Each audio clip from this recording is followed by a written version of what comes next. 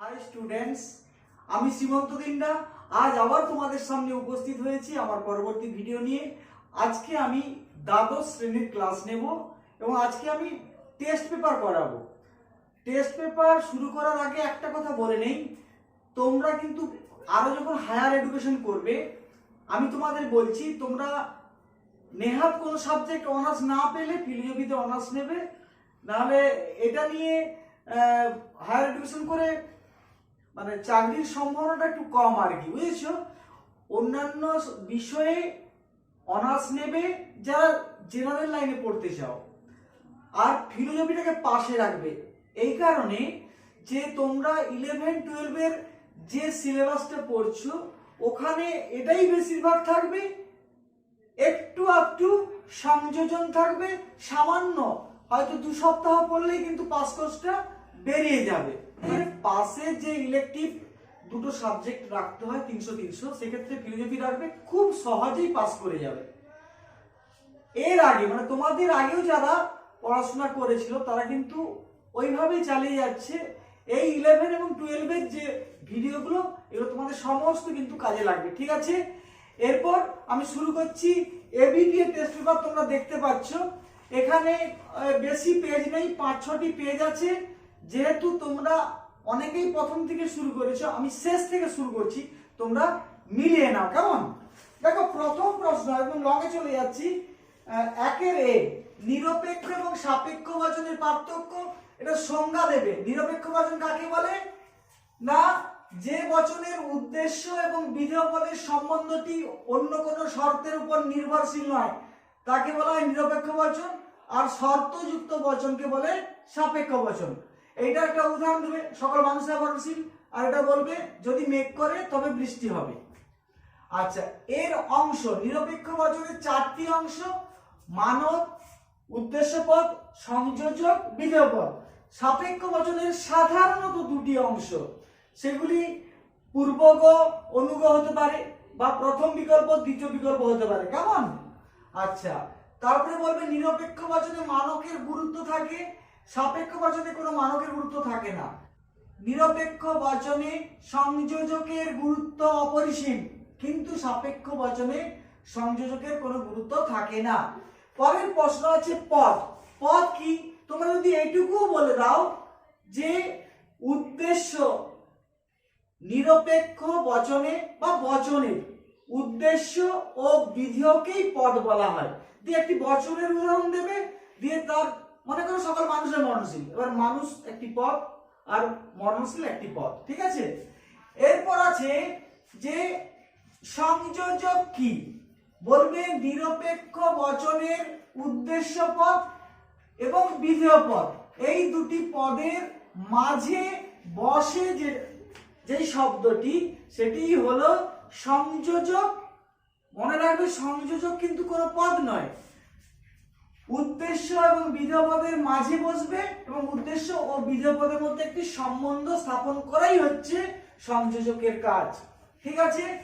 এরপর শেষের পাঠে বলছে বাক্য ও বচনের মধ্যে পার্থক্য। এখানেও কিন্তু এভাবে পয়েন্ট দেবে, একা দেবে সংজ্ঞা, তারপর উদাহরণ, অংশ, মানক, সংযোজক। বাক্য কাকে বলে? কতকগুলো শব্দ পাশাপাশি বসে মনের ভাব সম্পূর্ণরূপে প্রকাশ করলে তাকে বাক্য বলে, যেমন দৃশ্যটি কি মনোরম। আর বচন কাকে বলে? না, ঘোষক বা বিবৃতিমূলক বাক্যকে বচন বলে, যেমন সকল মানুষের মরণশীল। এটা উদাহরণ হলো, বাক্যের উদাহরণ হলো, বচনের উদাহরণ হলো। এবং অংশ, বাক্যের সাধারণত 2টি অংশ, উদ্দেশ্যপদ এবং বিধেয় পদ। বচনের 4টি অংশ, মানক, উদ্দেশ্যপদ, সংযোজক এবং বিধেয় পদ। এবার বলবে বাক্যে মানকের কোনো গুরুত্ব থাকে না, বচনে মানকের গুরুত্ব অপরিসীম। বাক্যে সংযোজক থাকতেও পারে, নাও থাকতে পারে, বচনে সংযোজকের গুরুত্ব অপরিসীম এবং সেটি উদ্দেশ্য এবং বিধেয় পদের মাঝেই বসবে, হলো। এরপর আমরা চলে যাব এর অথবাতে। দেখো এখানে বলছে ব্যাপ্যতা নির্ণয় করো। প্রথম প্রশ্ন আছে প্রত্যেক দার্শনিক বস্তুবাদী নয়, এটা ও বচন হবে, এলএফ দিলাম, ও বচন, কোন কোন দার্শনিক নয় বস্তুবাদী। এরপরে লিখতে হবে ব্যাপ্যতা নির্ণয় করতে গেলে কি লিখতে হবে? উদ্দেশ্য এবং বিধেয় পদ দুটোই মেনশন করতে হবে। এখানে উদ্দেশ্য পদ দার্শনিক, এটা ইনভার্টেড কমা দেবে, অব্যাপ্য। এখানে বিধেয় পদ বস্তুবাদী, ব্যাপ্য। কেন? আমরা জানি ও বচন বিধেয় পদকে ব্যাপ্য করে, উদ্দেশ্য পদকে ব্যাপ্য করে না। তার পরেরটা দেখো হবে আই বচন, কোন কোন মানুষ হয় সব। এখানে লিখতে হবে, জায়গা নেই তাই আমি লিখছি না, তোমরা লিখে নেবে যে এখানে উদ্দেশ্য পদ মানুষ অব্যাপ্য, এখানে বিধেয় পদ সৎ অব্যাপ্য। 3 নম্বর, সকল সফলতার ক্ষেত্র হয় পরিশ্রম। এখানে উদ্দেশ্য পদ সফলতার ক্ষেত্র ব্যাপ্য, কিন্তু বিধেয় পদ পরিশ্রম অব্যাপ্য। 4 নম্বর, কোন কোন সাপ হয় বিষধর। এটি আই বচন, কাউকে ব্যাপ্য করে না। এখানেও লিখতে হবে, এখানে উদ্দেশ্য পদ সাপ অব্যাপ্য এবং বিধেয় পদ বিষধর অব্যাপ্য। ঠিক আছে, দেখো এখানে পেজ নাম্বার দেওয়া আছে AC207, দেখে নেবে। হ্যাঁ, তারপরে দেখো বি এর প্রশ্ন কি আছে, বচনের বিরোধিতা কাকে বলে, তোমরা পারবে। বিরোধিতার শর্তগুলি কি কি এখানে লিখবে। প্রথমে লিখবে বিরোধিতার প্রথম শর্ত, বচন দুটির উদ্দেশ্য পদ এক হবে। 2 নম্বর দেবে বচন দুটির বিধেয় পদ এক হবে। 3 নম্বর দেবে বিরোধিতার সম্বন্ধে আবদ্ধ যে দুটি বচন তাদের মধ্যে গুণগত পার্থক্য থাকবে, অথবা পরিমাণগত পার্থক্য থাকবে, অথবা গুণ ও পরিমাণের পার্থক্য থাকবে। এইগুলি হচ্ছে শর্ত। তারপরের পয়েন্টটা হচ্ছে সাধারণ বিরোধ চতুষ্কোণ ও অ্যারিস্টটলীয় বিরোধ চতুষ্কোণের মধ্যে পার্থক্য বা এই চিত্র সহ ব্যাখ্যা। এটা দেখো, এইটা হচ্ছে সাধারণ বিরোধ চতুষ্কোণ বা প্রচলিত বিরোধ চতুষ্কোণ। এখানে এরকম একটা ছক করবে, এ ই আই ও, পরপর লিখবে এ ই আই ও। এ ই লিখবে বিপরীত বিরোধিতার সম্বন্ধ, আই ও অধীন বিপরীত বিরোধিতার সম্বন্ধ, এ আই অসম, ই ও অসম। আর এই কোণাকুণি যে দুটি কর্ণ রয়েছে এ ও এবং ই আই, এই দুটি বিরুদ্ধ বিরোধিতা। আর অ্যারিস্টটলীয় বিরোধ চতুষ্কোণ ওইভাবে ছক করবে, কিন্তু এখানে যেমন এ ই আই ও, এখানে কিন্তু তেমন না। এ ও এর কোণাকুণি হচ্ছে এ ই, এটা ও এটা আই, এটা মনে রাখতে হবে। এ ও বিরুদ্ধ বিরোধিতা, ই আই বা আই বিরুদ্ধ বিরোধিতা, আর কোণাকুণি একটি যে কর্ণ রয়েছে এ ই বিপরীত বিরোধিতা। এবার বলবে সাধারণ মতে বিরোধিতা 4 প্রকার, বিপরীত বিরোধিতা, অধীন বিপরীত বিরোধিতা, অসম বিরোধিতা, বিরুদ্ধ বিরোধিতা। অ্যারিস্টটলীয় মতে বা অ্যারিস্টটলের মতে বিরোধিতা 2 প্রকার, বিপরীত বিরোধিতা, বিরুদ্ধ বিরোধিতা।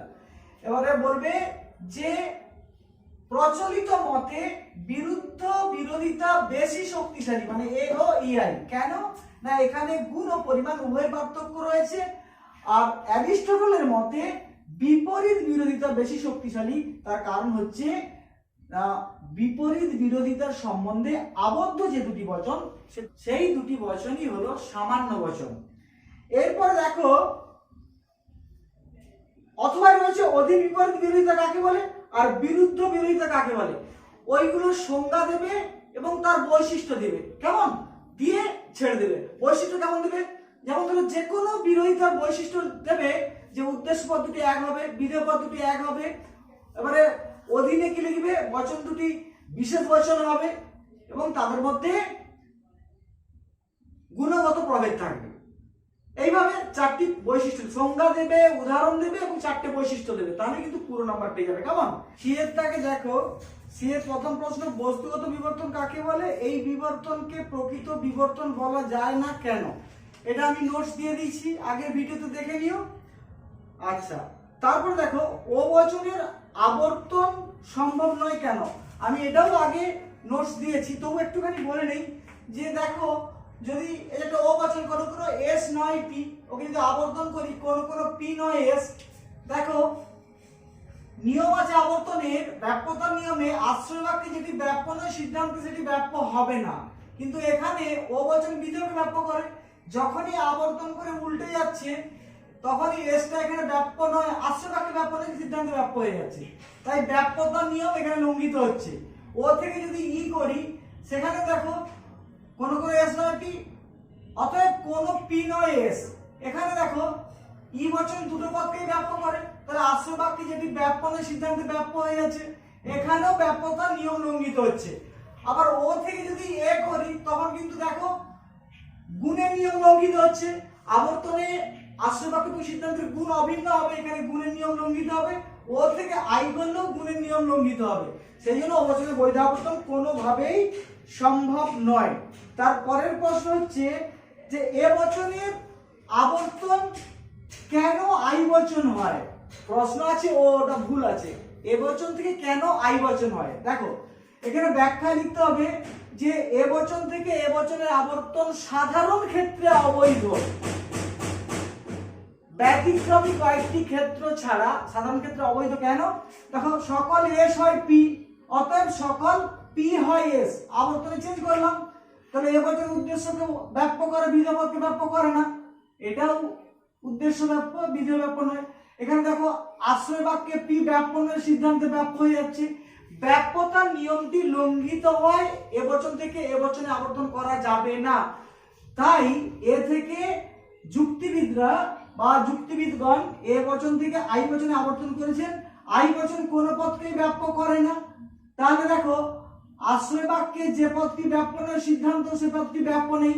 তোমরা বলবে স্যার এসটা যে ব্যাপ্য, নিয়মটা আশ্রয় বাক্যে যে পদটা ব্যাপ্য তা বলছে না, বলছে আশ্রয় বাক্যে যে পদটি ব্যাপ্য নয় সেটি সিদ্ধান্তে ব্যাপ্য হবে না।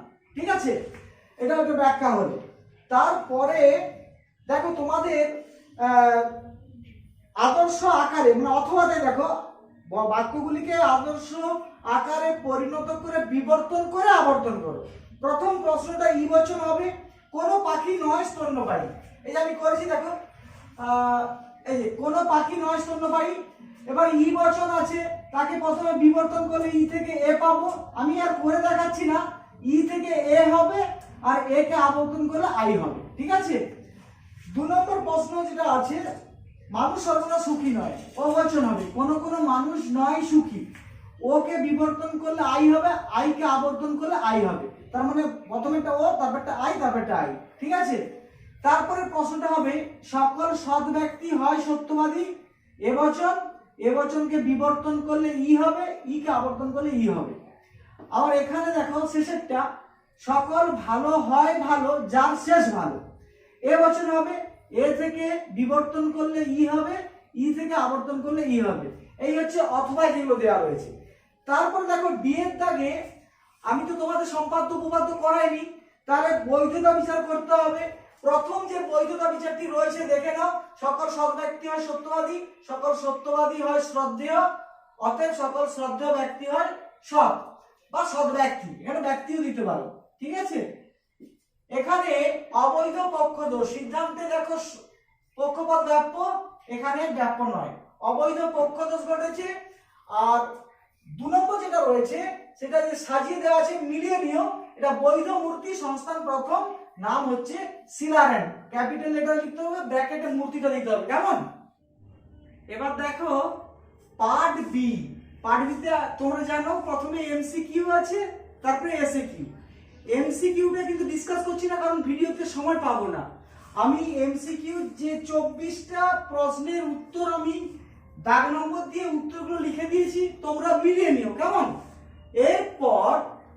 এরপর আমি এসএকিউ আলোচনা করব। কেমন? তোমরা একটু এটা টুকে নেবে এবং মিলিয়ে নেবে।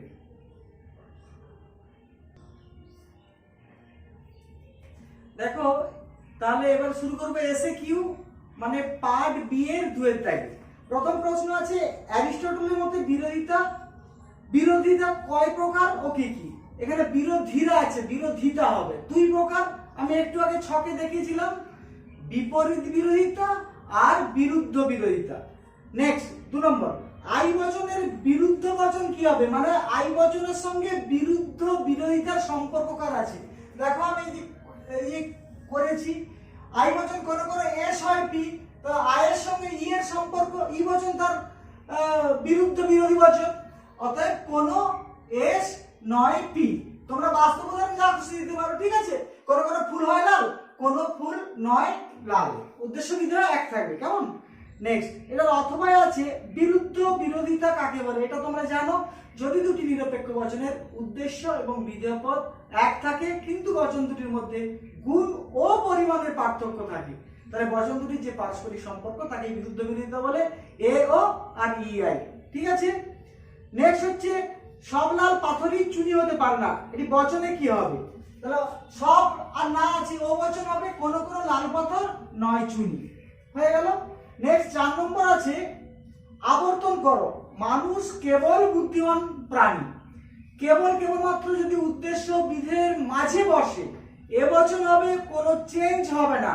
তাহলে এটা এ বচন করলাম, সকল মানুষ হয় বুদ্ধিবৃত্তি সম্পন্ন প্রাণী, এবং এইটাকে আবর্তন করতে বলছে, এ থেকে আই হবে, অতএব কোন কোন বুদ্ধিবৃত্তি সম্পন্ন প্রাণী হয় মানুষ, এটিকে বলা হয় আবর্তনীয়, এটা আবর্তিত। নেক্সট অথবা বলছে আবর্তনের গুণের নিয়মটি কি? আমরা জানি ই থেকে ই হয়, এ থেকে আই হয়, আই থেকে আই হয়, তার মানে কি গুণটা একই থাকে, আই থেকে আই মানে কি দুটোই পজিটিভ, ই থেকে ই দুটোই নেগেটিভ। তার মানে আবর্তনের গুণের নিয়মটি হলো হেতুবাক্য ও সিদ্ধান্তের গুণ অভিন্ন থাকবে, অর্থাৎ হেতুবাক্য সদর্থক হলে সিদ্ধান্ত সদর্থক হবে, হেতুবাক্য নর্থক হলে সিদ্ধান্ত হবে না অর্থক। নেক্সট প্রশ্ন, ডাটিসি কোন সংস্থানের বৈধ মূর্তি? তৃতীয় সংস্থানের বৈধ মূর্তি। 6 নম্বর প্রশ্ন হচ্ছে নিরপেক্ষ ন্যায় কাকে বলে? দেখো আমি লিখেছি নিরপেক্ষ যুক্ত ন্যায়। ন্যায় অনুমান কাকে বলে? মাধ্যম অনুমান যে সংজ্ঞা তোমরা শিখেছো সেটাই ন্যায় অনুমান। যে অনুমানের বা যে মাধ্যম অনুমানের সিদ্ধান্তটি একাধিক আশ্রয় বাক্য থেকে মিশ্রিত হয় এবং প্রতিটি বচন নিরপেক্ষ বচন দ্বারা গঠিত হয় তাকেই বলা হয় নিরপেক্ষ ন্যায়। আমি এটা কেন ভেঙেছি না, নিরপেক্ষ কাকে বলে আর ন্যায় কাকে বলে জানলেই এই সংজ্ঞাটা দেওয়া হবে।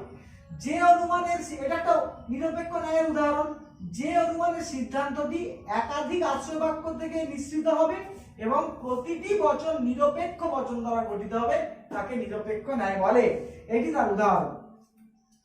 6 অথবা আছে বৈধ মূর্তি কাকে বলে বা বৈধ মূর্তি কি? দেখো এই যে আমরা এই যে ন্যায়ের উদাহরণ নিয়েছি, যে 3টি বচন পরপর রয়েছে, এই যে 3টি বচন পরপর রয়েছে, এটিকেই বলা হচ্ছে মূর্তি, এটিকে বলা হয় মূর্তি। তাহলে আমি সংজ্ঞা কি লিখবো না, গুণ ও পরিমাণ অনুসারে, এ ই আই ও 4টে বচন গুণ ও পরিমাণ অনুসারে হয়, তাই গুণ ও পরিমাণ অনুসারে নিরপেক্ষ ন্যায়ের যে আকার হয়, ন্যায়ের যে আকার হয় তাকে বলা হয় মূর্তি। কোশ্চেন নম্বর 7, ব্যাপ্যতা কাকে বলে? ব্যাপ্যতা শব্দে আক্ষরিক অর্থ হলো ব্যাপকতা বা বিস্তৃতি। একটি বচনে দুটি পদ থাকে তোমরা জানো, উদ্দেশ্য পদ আর বিধেয় পদ। এক একটি পদের দ্বারা এক একটি শ্রেণীকে বোঝায়, যেমন সকল মানুষের মননশীল, মানুষ পদটির দ্বারা মানুষ শ্রেণীকে নির্দেশ করছে। ওই শ্রেণীর সকল সদস্য সম্বন্ধে কোনো কিছু স্বীকার বা অস্বীকার করলে পদটি ব্যাপ্য হবে, আর আংশিক সদস্য সম্বন্ধে স্বীকার বা অস্বীকার করলে পদটি অব্যাপ্য হবে, এটাই লিখতে হবে। এরপর 8 প্রশ্ন আছে ন্যায় অনুমান কয় প্রকার? লিখবে 2 প্রকার, নিরপেক্ষ ন্যায় অনুমান, সাপেক্ষ ন্যায় অনুমান। 9 প্রশ্ন হচ্ছে একটি বৈকল্পিক বচনের উদাহরণ দাও। তোমরা বলবে বৈকল্পিক প্রাকল্পিক তো পরীক্ষায় আসবে না, বচন আসবে, ন্যায় আসবে না। মানে 6ষ্ঠ অধ্যায় বৈকল্পিক ন্যায় প্রাকল্পিক ন্যায় রয়েছে, কিন্তু বচনের কাছে ছোট্ট করে একটি প্রাকল্পিকের উদাহরণ, একটি বৈকল্পিকের উদাহরণ। দেখো আমি বোর্ডে লিখেছি, যদি শুভ আসে, যদি শুভ আসে তবে সৌম্য আসবে। তার মানে যদি তবে দিয়ে যেটা হবে, যদি মেঘ করে তবে বৃষ্টি হবে, যদি দর্শনের শিক্ষক আসেন তবে দর্শনের ক্লাস হবে। এই যদি তবে দিয়ে থাকলে প্রাকল্পিক বচন, চেনার উপায়। আর বৈকল্পিক বচনের একটা উদাহরণ দিয়ে রাখছি, মনে রাখবে, আমি ভাত খাবো অথবা রুটি খাবো। এই এখানে যেমন যদি তবে থাকবে, এখানে অথবা বাদ দিয়ে আরো কিছু শব্দ থাকতে পারে, বা, কিংবা, নতুবা, নচেত, হয় নয়। আমি হয় পশ্চিম মেদিনীপুরে আছি অথবা পুরুলিয়ায় আছি, এইভাবে হয় নয়, হয় পুরুলিয়ায় নয় কলকাতায়। আচ্ছা নেক্সট 11 প্রশ্ন, আবার সে একই প্রশ্ন দিয়ে দিই, সে ডাটিসি কোন সংস্থানের বৈধ মূর্তি? এটা তৃতীয় সংস্থান হবে। আচ্ছা তারপরে দেখো 12 থেকে প্রশ্ন আছে প্রথম সংস্করণের 2টি বৈধ মূর্তির নাম লেখো। সংস্করণ নয়, সংস্থান হবে। প্রথম সংস্থানে আমরা 4টে বৈধ মূর্তি আছে, কি কি? বারবারা, সিলারেন, ড্যারিয়াই, ফেরিও। যে যেটা পারবে সে সেগুলি লিখবে। বারবারা, সিলারেন লিখে নিও, কিন্তু সব ক্যাপিটাল লেটার লিখতে হবে, পাশে মূর্তিটা দিতে হবে, কেমন? নেক্সট কোশ্চেন, আরোহ অনুমানের বস্তুগত ভিত্তি কি? পরের যে দুটি প্রশ্ন আছে সেটি জানার জন্য আমি একটুখানি ছক এঁকেছি, একটু দেখে নাও। এটা দেখো, বৈজ্ঞানিক আরোহ অনুমানের একটা উদাহরণ দিয়েছি, রাম হয় মরণশীল, শ্যাম হয় মরণশীল, যদু হয় মরণশীল, অতএব সকল মানুষ হয় মরণশীল। বলছে এই দৃষ্টান্তগুলো কিভাবে পায়, বৈজ্ঞানিক আরোহ অনুমান কিভাবে পায়? বলছে পর্যবেক্ষণের সাহায্যে, মানে চোখে দেখে বা পরীক্ষা নিরীক্ষার দ্বারা, পরীক্ষণের মাধ্যমে। আর এই যে সিদ্ধান্তটা আসে, কয়েকজনকে মরতে দেখে সব মানুষ হয় মরণশীল, কিভাবে সিদ্ধান্ত আসে? বলছে দুটো নিয়মের উপর ভিত্তি করে, একটি হচ্ছে কার্যকারণ নিয়ম, আর একটা হচ্ছে প্রকৃতির একরূপতা নিয়ম। নিয়ম আর নীতি একই। এখন এই যে পর্যবেক্ষণ এবং পরীক্ষণের সাহায্যে দৃষ্টান্ত সংগ্রহ করা হয়, এটাকে বলা হয় বস্তুগত ভিত্তি। আর এই যে দুটো নিয়মের উপর ভিত্তি করে সার্বিক সিদ্ধান্তে উপনীত হই, এর ভিত্তি হলো আকার, এটাকে বলা হয় আকারগত ভিত্তি। আচ্ছা, অবৈজ্ঞানিক আরোহ অনুমান, এখানে দেখো রাম মরণশীল, শ্যাম মরণশীল, যদু মরণশীল, অতএব সকল মানুষের মরণশীল। এখানে কিন্তু এই দৃষ্টান্তগুলি সংগ্রহ করা হয় পর্যবেক্ষণের মাধ্যমে, এখানে পরীক্ষণের কোনো ব্যাপার নেই। আর এখানে কার্যকারণ নিয়ম মানা হয় না, সেই জন্য এটা অবৈজ্ঞানিক। তার মানে অবৈজ্ঞানিক আরোহ অনুমানের বস্তুগত ভিত্তি হলো পর্যবেক্ষণ, তার আকারগত ভিত্তি হলো প্রকৃতির একরূপতা নীতি। আর বৈজ্ঞানিক আরোহ অনুমানের বস্তুগত ভিত্তি হলো পর্যবেক্ষণ ও পরীক্ষণ, এবং তার আকারগত ভিত্তি হলো কার্যকারণ নীতি এবং প্রকৃতির একরূপতা নীতি। যদি তোমাকে বৈজ্ঞানিক বলে তো বস্তুগত ভিত্তি হলো এই দুটো, আকারগত ভিত্তি হলো এই দুটো। আর যদি অবৈজ্ঞানিক আরোহ অনুমান বলে, তার বস্তুগত ভিত্তি কেবল পর্যবেক্ষণ, তার আকারগত ভিত্তি কেবল প্রকৃতির একরূপতা নীতি। কিন্তু বৈজ্ঞানিক অবৈজ্ঞানিক কিছুই বলা নেই, শুধু যদি বলে যে আরোহ অনুমানের বস্তুগত ভিত্তি কি, তখন এইটাই বলতে হবে, এই দুটো বলতে হবে। আর আরোহ অনুমানের আকারগত ভিত্তি কি, বৈজ্ঞানিকটাই বলবে। কেবলমাত্র শুধু অবৈজ্ঞানিক উল্লেখ থাকলে তখন ওই একটি একটি হবে। কেমন? পরের প্রশ্ন, আরোহ ও আরোহমূলক লাভ বলতে কি বোঝো?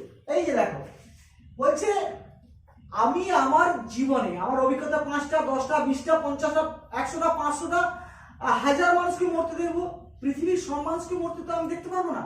তাহলে কয়েকটা মানুষকে মরতে দেখে, কয়েকটি রামকে মরতে, রাম শ্যাম যদু মধু হরি, সিদ্ধান্ত টানছি সকল মানুষ হয় মরণশীল। তাহলে এই বিশেষ থেকে এই যে সামান্যে আসা, এটাকে বলা হয় সামান্যীকরণ। এই সামান্যীকরণটাই হচ্ছে আরোহমূলক লাভ, বা এটাই হচ্ছে আরোহ অনুমানের সমস্যা। মানে কয়েকটা দৃষ্টান্ত থেকে আমরা কিভাবে সার্বিক সিদ্ধান্তে এলাম, এই বিশেষ থেকে সামান্যে আসা, এটাকেই বলা হচ্ছে, আমরা যেমন ড্রেনে লাভ দিয়ে পেরোই, এটাও যেমন বিশেষ থেকে সামান্যে লাভ দিয়ে আসছি, এটাই যুক্তিবিদ্যা বলছেন আরোহমূলক লাভ। এরপর হচ্ছে উপমা যুক্তি কাকে বলে? দুই বা ততোধিক ব্যক্তি বা বস্তুর মধ্যে একাধিক বিষয়ে সাদৃশ্য দেখে, বা কয়েকটি বিষয়ে সাদৃশ্য দেখে তাদের মধ্যে আরো একটি সাদৃশ্য থাকবে, এইরূপ যে অনুমান তাকে বলা হয় উপমা যুক্তি বা সাদৃশ্যমূলক আরোহ অনুমান। উপমা যুক্তি এখানে বলছে সর্বাপেক্ষা গুরুত্বপূর্ণ ভিত্তি কি? গুরুত্বপূর্ণ ভিত্তি হয় না, ভিত্তি হলে শুধু বলবে উপমা যুক্তির ভিত্তি কি, সেক্ষেত্রে উত্তর হবে অবাধ অভিজ্ঞতা। আর যদি গুরুত্বপূর্ণ দেয় তাহলে গুরুত্বপূর্ণ সাদৃশ্য কি, সেই ক্ষেত্রে হবে কিন্তু গুরুত্বপূর্ণ এবং প্রাসঙ্গিক সাদৃশ্যই হচ্ছে উপমাযুক্ত সবচেয়ে বেশি গুরুত্বপূর্ণ বৈশিষ্ট্য। গুরুত্বপূর্ণ বৈশিষ্ট্য হচ্ছে সাদৃশ্যগুলি গুরুত্বপূর্ণ হতে হবে এবং প্রাসঙ্গিক হতে হবে। লাস্ট প্রশ্ন, কখন কাকতালীয় দোষ ঘটে? না, ব্যতিরেখী পদ্ধতির অপপ্রয়োগের ফলে কাকতালীয় দোষ ঘটে। যারা এখনো আমার এই চ্যানেলটিকে সাবস্ক্রাইব করনি তাদের উদ্দেশ্যে বলছি, তোমরা তাড়াতাড়ি এই চ্যানেলটি সাবস্ক্রাইব করবে। আমি পরপর সমস্ত ভিডিও ছাড়বো, তোমরা পেয়ে যাবে। আর আমার পড়ানো যদি তোমাদের ভালো লেগে থাকে তাহলে লাইক এবং শেয়ার করতে ভুলো না।